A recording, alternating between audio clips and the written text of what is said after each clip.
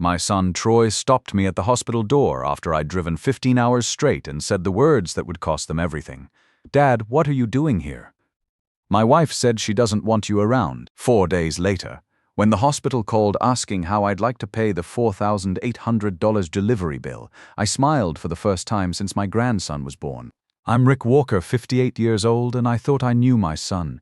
Turns out I was wrong about a lot of things. Where are you watching from today? Drop your location in the comments below and hit that like and subscribe button. Let me back up and explain how we got to this delicious moment of karma. 3 weeks earlier, my son Troy had called me from Denver, his voice excited in a way I hadn't heard since he was a kid. "Dad, the baby's due any day now, and Melissa really wants you there when he arrives.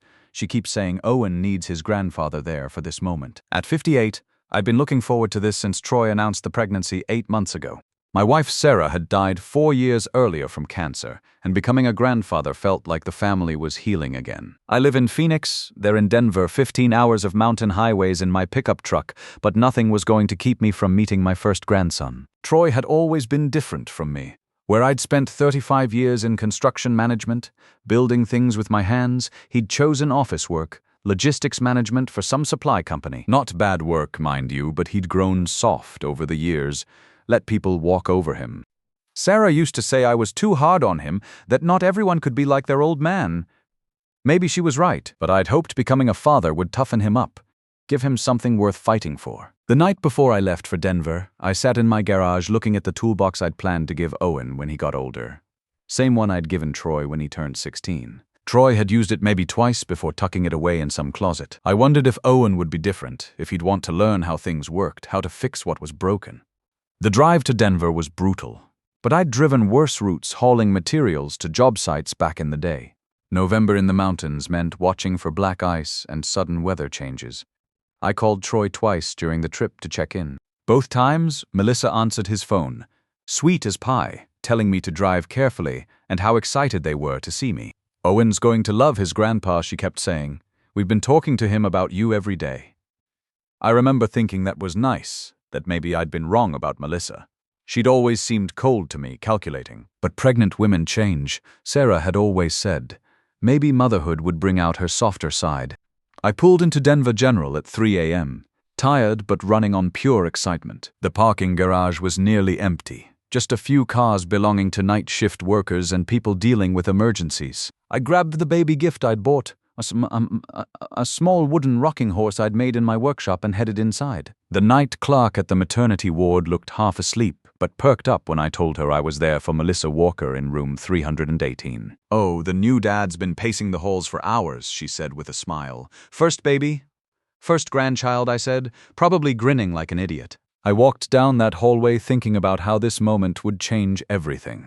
How I'd finally have someone to teach about tools, about building things, about being a man who keeps his word. Someone who'd carry on the family name with pride instead of just getting by. That's when I found Troy pacing outside the delivery room looking stressed and guilty. He was wearing the same worried expression he'd had as a kid when he'd broken something and was trying to figure out how to tell me. The moment he saw me, his face went white. "Dad, what are you doing here?" The question hit me like a punch to the gut. I stopped walking, the wooden horse suddenly feeling heavy in my hands. "What do you mean, you called me? You said Melissa wanted me here." Troy couldn't meet my eyes, just kept staring at the floor like it held all the answers. She changed her mind. She decided she wants it to be just immediate family, son. "I am immediate family. I'm your father. I'm that baby's grandfather." I tried to keep my voice steady, but I could feel the hurt creeping in. I drove 15 hours through a snowstorm to be here. "I know, Dad, but Melissa's really stressed about the birth. She says having too many people around makes her anxious, and the doctor said stress could complicate things." I looked at my boy, 34 years old, 6 feet tall, and he couldn't stand up to his wife long enough to let his own father meet his grandson. This was the same kid I'd taught to throw a baseball, to change a tire, to shake hands and look a man in the eye when he spoke. "Troy, I drove 15 hours to be here," I repeated, hoping it would sink in. "I know, and I appreciate that, but maybe you could come back next week when things settle down." Next week, I'd driven through a snowstorm in the Colorado mountains, called in favors to get time off work, spent money I couldn't really afford on a hotel room, all to be told to come back next week.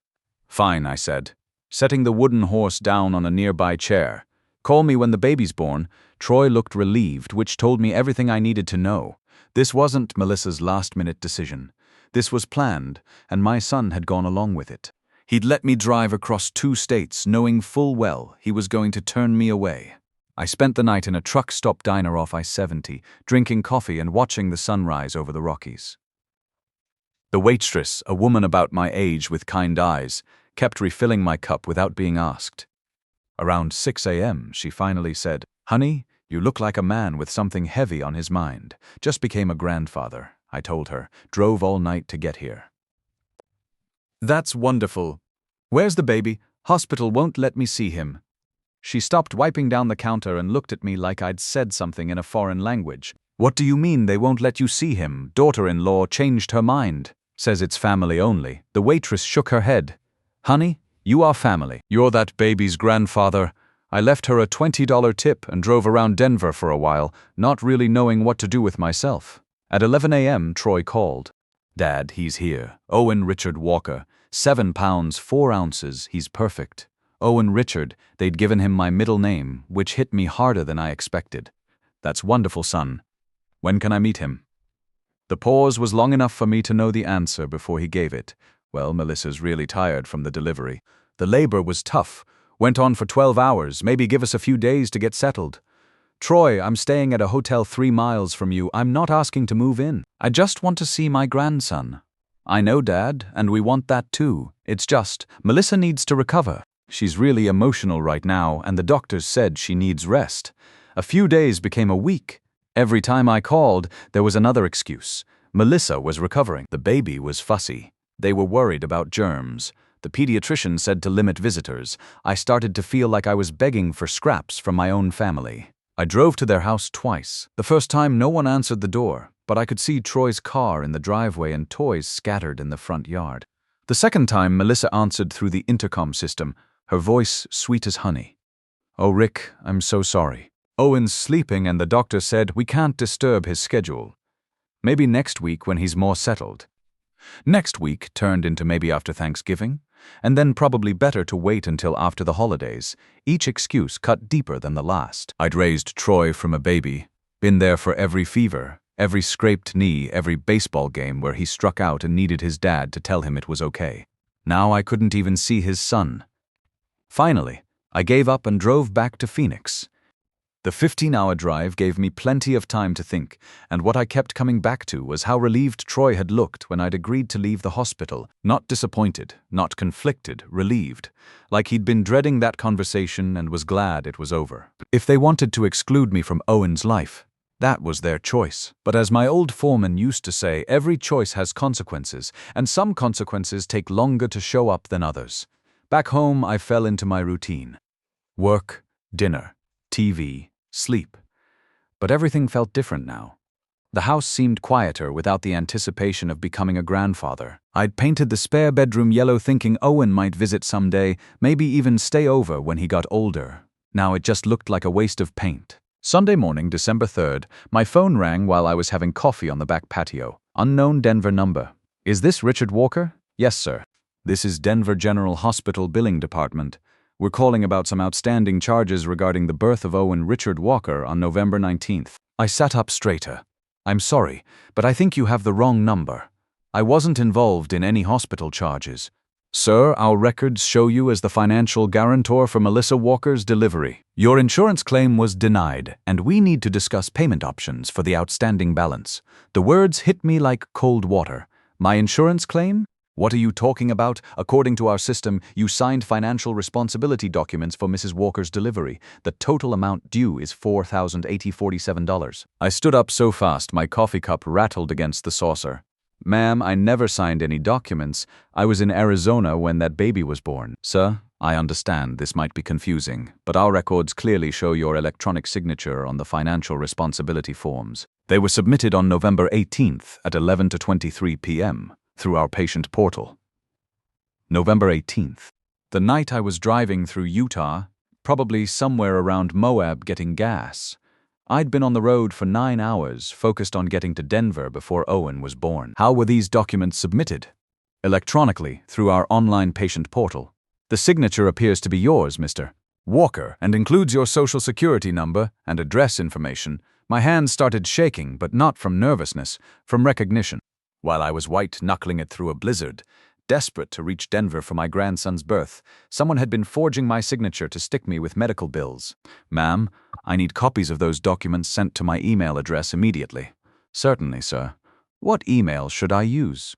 20 minutes later, I was staring at my laptop screen, looking at documents that made my blood pressure spike. Not only had someone forged my signature, but the forms stated that I had specifically requested to be financially responsible for the delivery as a generous gift to the new parents. The signature looked like mine. Whoever did this had practiced, but what really got my attention was the timestamp and location data. The forms had been submitted from a computer at Denver General Hospital at 11:23 p.m. on November 18th. I pulled out my phone and checked my photos from the drive. At 11:23 p.m., I was taking a picture of my gas receipt in Moab, Utah, 347 miles away from Denver. I called the hospital back. This is Richard Walker. I just reviewed those financial documents you emailed me, and I need to report fraud. Fraud, sir? Someone forged my signature while I was 347 miles away. I have GPS data, gas receipts, and photographs proving where I was when those documents were supposedly signed by me. Sir, if you're alleging fraud, I need to transfer you to our legal department and security division. Please do. While I waited on hold, I pulled out my phone and started gathering evidence like I was planning the biggest construction project of my career. Screenshots of Troy's text messages inviting me to Denver, call logs showing exactly when he'd contacted me, the photos from my drive with GPS coordinates embedded in each image, gas receipts with timestamps, hotel confirmation emails, everything organized and documented. When the legal department picked up, I was ready. Mr. Walker, this is Janet Morrison from Denver General's Fraud Prevention Department. I understand you're reporting fraudulent documents, ma'am. I'm reporting identity theft. Someone used my personal information to forge financial responsibility documents while I was driving from Arizona to Colorado. I have documentation proving I was 347 miles away when those forms were submitted. For the next hour, I walked Janet through the timeline like I was presenting a job proposal to a client. Troy's invitation to the birth, my 15-hour drive being turned away at the hospital, then discovering someone had committed fraud in my name while I was traveling. Mr. Walker, based on what you're telling me, this is very serious. We'll need all your supporting documentation, and we'll be filing a police report immediately. Hospital fraud involving identity theft across state lines becomes a federal matter? Federal? Yes, sir. When someone commits fraud using forged documents at a federally funded facility and the victim is from another state, it triggers federal jurisdiction. We'll also be conducting an internal investigation to determine how our computer systems were accessed. After I hung up, I sat in my kitchen thinking about what this meant. Troy hadn't just hurt my feelings or disappointed me as a father. He'd committed federal crimes against me. My own son. My phone buzzed with a text from Troy, Dad. Owen's getting so big already. Melissa says maybe after New Year's we can arrange a visit. After New Year's? After he'd stuck me with a $4,800 fraud bill, he wanted to schedule me a visit like I was some distant relative. I typed back.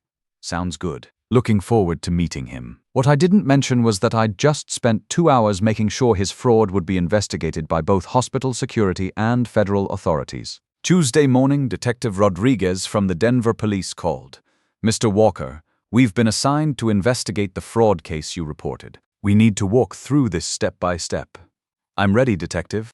Can you start from the beginning and tell me about the events leading up to the alleged document forgery? For 45 minutes, I gave Rodriguez the complete timeline. Troy's excited phone call, my decision to drive to Denver, the exclusion at the hospital, and the discovery of fraudulent documents. Mr. Walker, you mentioned you have evidence supporting your account? Detective, I have text messages, call logs, GPS data from my truck's navigation system, gas receipts, hotel records, and photographs from the drive. Everything's time-stamped and geolocated. That's unusually thorough documentation. I spent 35 years managing construction projects. Documentation keeps you out of trouble when things go sideways. We'll need copies of everything. Based on your account, this shows clear premeditation. The fact that your son invited you to travel while planning to commit crimes in your name suggests this wasn't a spur-of-the-moment decision. Detective, what kind of charges are we looking at? Identity theft, fraud, Possibly conspiracy if others were involved. Federal charges could mean significant prison time for your son. That afternoon, a woman from Denver General's Fraud Investigation Unit drove to my house with printed security footage. Maria Santos looked like she'd seen every type of hospital fraud imaginable. "Mr. Walker, I have some surveillance images I need you to review." She handed me a manila envelope containing printed screenshots from the hospital's security cameras. The images showed someone at a computer terminal in the hospital's family waiting area, hunched over a laptop connected to their Wi-Fi system. These were captured at 11:28 p.m. on November 18th, approximately 5 minutes after the fraudulent financial responsibility forms were submitted under your name. I studied the images carefully. The person at the computer was wearing a baseball cap and hoodie, but something about the posture looked familiar. Then I saw it, the distinctive way the person held their left shoulder slightly higher than the right, a habit Troy had developed after breaking his collarbone in high school. "Mr. Walker, do you recognize the individual in these photographs?" My throat felt dry. "That's my son." "Are you certain?" "I'm certain. That's Troy Walker. That's my boy." Maria Santos nodded grimly. "Mr. Walker, the evidence is overwhelming. Hospital fraud involving identity theft across state lines is a federal offense. Your son is looking at significant prison time, especially given the sophisticated nature of the crime and the evidence of premeditation." As she drove away, I sat on my front porch thinking about how everything had changed. A month ago, I'd been a grandfather excited to meet his first grandchild. Now I was the victim of identity theft committed by my own son, and I had federal agents building a case against the boy I'd raised from birth. That evening my phone rang. Troy's name on the screen. For a moment I considered not answering, but I needed to hear what he had to say. "Dad, what the hell is going on?" His voice was shaking, but I could hear anger underneath the fear. The same tone he'd used as a teenager when he'd been caught doing something wrong and was trying to blame everyone except himself. "Evening, Troy. How's Owen doing?" "Don't play games with me, Dad. The police came to our house today with a warrant. They had pictures, documents, computer records. They arrested me for fraud and identity theft. They said you filed charges against me." I leaned back in my chair looking out at the Arizona sunset. "I didn't file charges, son. I reported identity theft when Denver General called asking how I wanted to pay for Owen's delivery." Long silence. Then, "What delivery bill?" "Our insurance covered everything." "Apparently not, Troy. Apparently someone forged my signature, making me financially responsible for Melissa's medical expenses while I was driving through Utah trying to get to Denver before my grandson was born." "Dad, there has to be some mistake." "I would never, Troy. There's security footage of you at the hospital computer submitting those documents. GPS data shows I was 347 miles away at the exact time you were committing fraud in my name." Another silence, longer this time. I could hear Owen crying in the background and Melissa's voice, high-pitched and frantic. "Dad, please let me explain. It wasn't supposed to happen this way." "Then how was it supposed to happen, Troy? You invite me to drive 15 hours for Owen's birth, then have security footage of yourself forging my signature while I'm still on the road?" Melissa said we needed someone to guarantee the medical costs because our insurance had issues. She said you could afford it, and we'd pay you back once everything got sorted out. I closed my eyes, feeling a pain in my chest that had nothing to do with physical injury. "Son, you planned to exclude me from my grandson's birth and stick me with the bill for the privilege." "No, Dad, it wasn't like that." Melissa just got scared about having visitors during labor, and the financial thing was supposed to be temporary. "Troy, I spent 35 years reading construction contracts. I know the difference between temporary paperwork and permanent financial liability. You committed fraud against your own father." I heard Melissa in the background, her voice sharp and demanding. Troy covered the phone, but I could make out fragments of their argument. She was telling him to hang up, to call a lawyer, to stop talking to me entirely. "Dad," Troy came back on the line. "My attorney says if you don't cooperate with the prosecution, the charges might be reduced or dismissed." "And what exactly are you asking me to do?" "Just don't provide evidence, don't testify. Let this whole thing go away so Owen can have his father around." I thought about all the years I'd spent teaching Troy right from wrong, the Saturday mornings in the garage showing him how to use tools properly, the conversations about integrity and keeping your word, the examples I'd tried to set about taking responsibility for your actions. "Troy, your wife isn't who you think she is, and you've become someone I don't recognize. I'm not going to help either of you escape consequences for federal crimes." So that's it. You're going to send Owen's father to prison. I'm going to tell the truth when asked. What happens after that is between you and a judge. The trial took place 3 months later.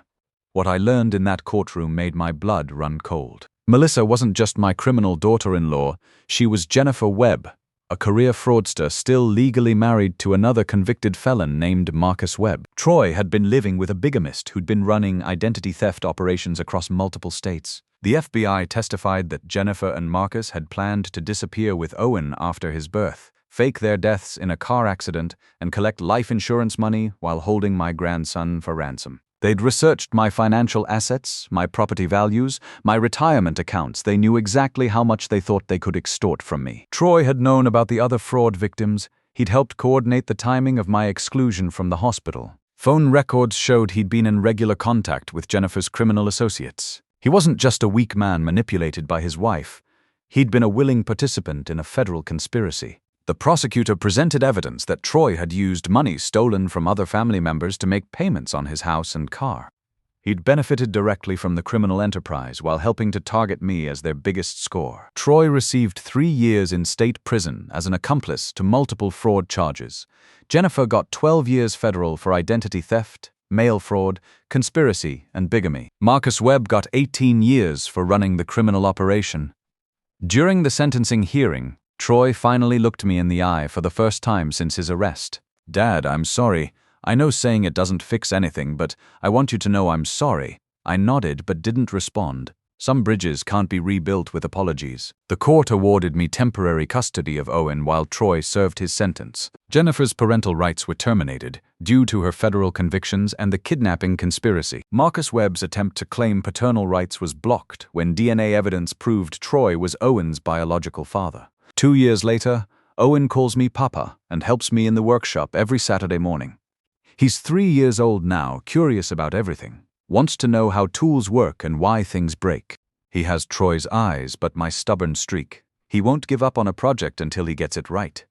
Troy writes letters from prison every month. They're different from the man who used to make excuses for everything. He talks about responsibility, about the choices that led him there, about wanting to earn the right to be Owen's father again when he gets out.